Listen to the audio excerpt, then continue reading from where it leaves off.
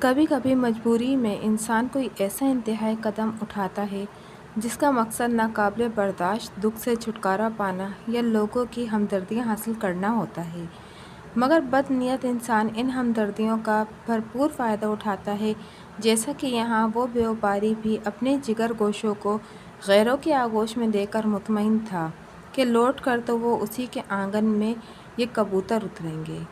السلام علیکم، آپ لوگ دیکھ رہے ہیں AR اردو اسٹوری۔ آپ سب سے گزارش ہے، اگر آپ لوگ میرے چینل پہ نئے ہیں تو پلیز میرے چینل کو سبسکرائب کر دیں اور ساتھ ہی دیے گئے بیل آئیکن کے بٹن کو پریس کر دیں تاکہ میری ہر آنے والی ویڈیو آپ تک پہنچ سکے۔ امید کرتی ہوں کہ آج کی یہ کہانی آپ کو پسند آئے گی۔ وہ ایک درد بھرا دل رکھنے والا انسان تھا۔ دفتر جاتے ہوئے اس نے پریس کلب کے سامنے ایک معقول صورت شخص کو دیکھا جو 2 عدد بچوں کے ساتھ کھڑا ہوا تھا۔ وہ بچے 9-10 برس سے زیادہ عمر کے نہیں تھے۔ دفتر جا کر وہ مصروفیات میں انہیں بھول گیا تھا، مگر جب واپسی میں اس نے پھر اس شخص کو اسی جگہ انہی بچوں کے ساتھ دیکھا تو گاڑی روک کر ان کے پاس آ گیا۔ بھائی صاحب، کیا آپ صبح سے یہیں کھڑے ہیں؟ اس نے پوچھا۔ ہاں بھائی، اس آدمی نے ایک گہری سانس لی۔ کئی گھنٹے ہو گئے ہیں کھڑے ہوئے، لیکن کیوں؟ تو کیا کروں، کوئی مناسب خریدار ہی نہیں ملا، اس نے بتایا۔ کس چیز کا خریدار؟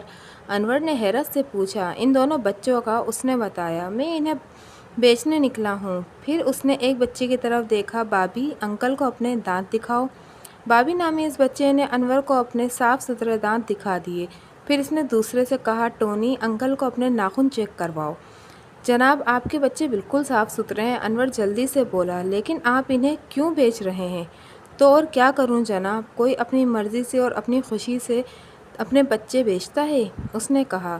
یہ بچے کھانے تک کو ترس کر رہ گئے ہیں۔ اب میرے پاس 2 ہی طریقے ہیں، یا تو ان کو زہر دے کر مار دوں یا ان کو بیچ دوں۔ اچھا یہ بتاؤ کیا دام لگایا ہے؟ یہ بڑا والا بابی 25,000 کا، اس نے بتایا۔ بابی، انکل کو وہ انگلش کی نظم سناؤ۔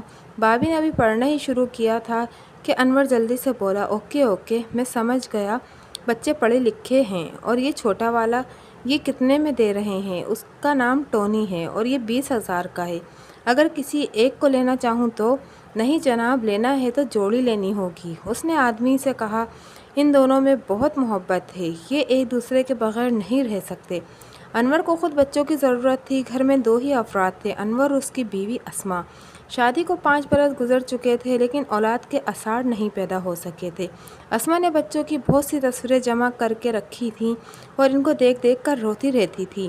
محلے کے بچوں کو پکڑ کر لے آتی اور دن بھر ان کے ساتھ لگی رہتی۔ انور اس سے کہا کرتا تھا، خدا کی بندی، بچوں سے اتنی محبت نہ کیا کر، ورنہ لوگ تجھے بچے اغوا کرنے والی گروہ کی ممبر سمجھنے لگیں گے۔ تو کیا کروں، بغیر بچوں کے رہ بھی تو نہیں سکتی۔ ایک دن وہ انور کو ایک پیر صاحب کے پاس پکڑ کر لے گئی۔ پیر صاحب نے 500 لینے کے بعد کہا، ایسا کرو، جو شاندہ پیا کرو۔ جو شاندہ؟ لیکن وہ تو نزلہ بخار کے لیے ہوتا ہے۔ یہ بتاؤ دونوں میں سے پیر کون ہے؟ میں نے کہا آپ۔ تو ظاہر ہے میں ہی آپ کو مشورہ دوں گا نا، اور اس پر عمل کرنا آپ کی ذمہ داری ہے۔ پیر صاحب نے کہا، کم از کم 15 گلاس روزانہ۔ پیر صاحب، میرے پھیپھڑے تباہ ہو جائیں گے، لیکن اولاد ہو جائے گی۔ پیر صاحب نے کہا، میں نے اپنے ماموزاد بھائی کو بھی یہی مشورہ دیا تھا، تو کیا ان کے یہاں اولاد ہو گئی تھی؟ اگر کچھ دن زندہ رہتا تو ہو ہی جاتی، وہ تو 7ویں دن چل بسا تھا، پیر صاحب نے فرمایا۔ سن لیا تم نے؟ انور نے باہر آ کر اسما سے کہا، تمہارے یہ پیر صاحب مجھے مارنے کے چکر میں ہیں، ان کے مشورے پر عمل تو کر کے دیکھو۔ کوئی ضرورت نہیں ہے عمل کرنے کی، انور نے اسے ڈانٹ دیا تھا۔ ہم بغیر بچوں کے صحیح ہیں، کیا کمی ہے ہماری زندگی میں؟ بچوں کی، اسما نے کہا، پلیز کسی طرح بندوبست کر دو۔ محلے کے بچوں کے لیے تو تم نے منع ہی کر دیا ہے۔ ان کی حالت دیکھ کر انور نے فیصلہ کر لیا کہ وہ بچوں کا بندوبست کر دے گا۔ اس نے کئی یتیم خانوں وغیرہ کے چکر لگائے، لیکن بات نہیں بن سکی۔ بالآخر یہ آدمی اپنے 2 بچوں کو فروخت کرتا ہوا دکھائی دے گیا تھا۔ دیکھو بھائی، میں دونوں کی 20-20 ہزار روپے دوں گا، انور نے کہا۔ سوال ہی نہیں پیدا ہوتا، دونوں ہی بہت پیارے دانے ہیں۔ وہ ایک بچے کی طرف دیکھ کر مخاطب ہوا، بابی، ذرا فرائنگ کک لگا کر دکھاؤ۔ نہیں نہیں، میں سمجھ گیا ہوں کہ تمہارے دونوں بچے بہت ہوشیار ہیں، لیکن ایسا نہ ہو کہ بعد میں کوئی قانونی چکر پڑ جائے۔ کوئی قانونی چکر نہیں پڑے گا، وہ آدمی جلدی سے بولا۔ میں باقاعدہ حلف نامہ دینے کو تیار ہوں اور کورٹ میں معاملات طے ہوں گے۔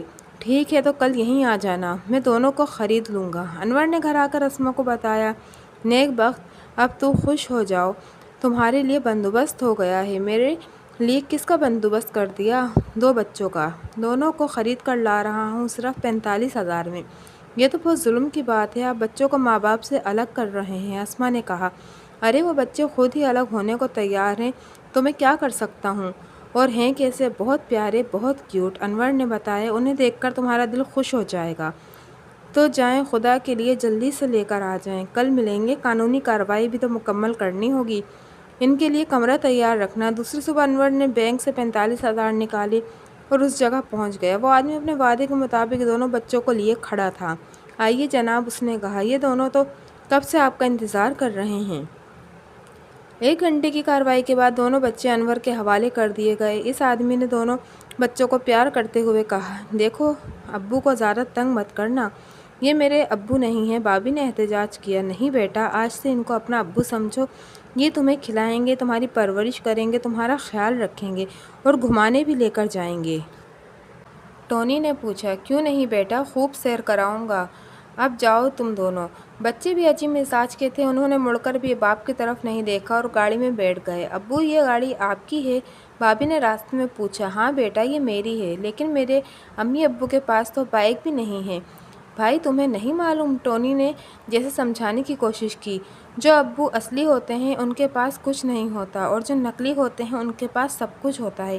انور بچوں کی باتیں سن کر مسکرا رہا تھا۔ یہ اچھی بات تھی کہ بچے کچھ بے پرواہ قسم کے تھے، ورنہ ماں باپ سے جدا ہو کر آسمان سر پر اٹھا لیتے۔ اسما نے والہانہ انداز سے دونوں بچوں کا استقبال کیا تھا۔ بچے، انور نے اسما کی طرف اشارہ کیا، یہ تمہاری امی ہیں۔ یہ کیسی امی ہیں بابی؟ ٹونی نے بابی سے پوچھا۔ بھائی یہ جیسی بھی ہیں انہی پر گزارا کرو، بابی نے کہا۔ انور اور اسما دونوں یہ جملہ سن کر حیران رہ گئے تھے۔ کمبخت نے اپنی عمر سے بڑی بات کہہ دی تھی۔ انور کا تو جو بھی رد عمل ہو، لیکن اسما بھننا کر رہ گئی تھی۔ خدا کی پناہ، یہ تم کیسے بچوں کو پکڑ کر لائے ہو؟ اسما، جلدی میں یہی ملے تھے، لیکن ہیں بہت ذہین، ان کی ذہانت تو ابھی سے پتہ چل رہی ہے۔ امی، بابی نے اسما کی طرف دیکھا، بہت زور سے بھوک لگ رہی ہے، کھانے میں کیا ہے؟ واہ کیا بچے ہیں، اسما بڑبڑاتی ہوئی اندر چلی گئی۔ ابو آپ بہت اچھے ہیں، ٹونی نے کہا، لیکن یہ جو امی ہیں یہ کچھ پاگل معلوم ہوتی ہیں۔ ارے تو خود پاگل ہوگا، اسما کی آواز آئی۔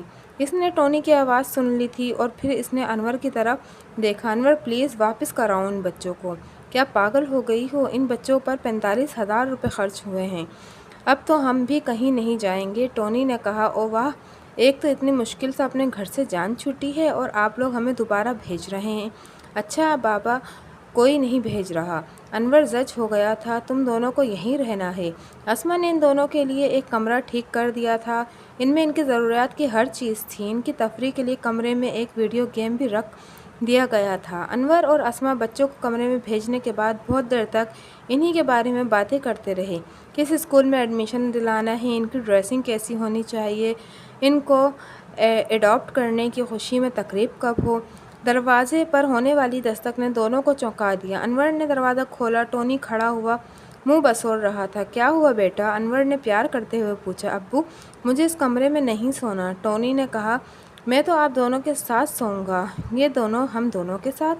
نہیں بیٹا، تمہارے لیے وہ الگ کمرہ ہے نا، تم وہاں سوؤ گے۔ نہیں، میں بابی کے ساتھ نہیں سوؤں گا، اگر آپ نے نہیں سلایا تو پھر میں زور زور سے رونے لگوں گا۔ اچھا اچھا، رونے کی ضرورت نہیں ہے، آ جاؤ۔ اسما نے اسے دیکھ کر اپنا سر پیٹ لیا تھا۔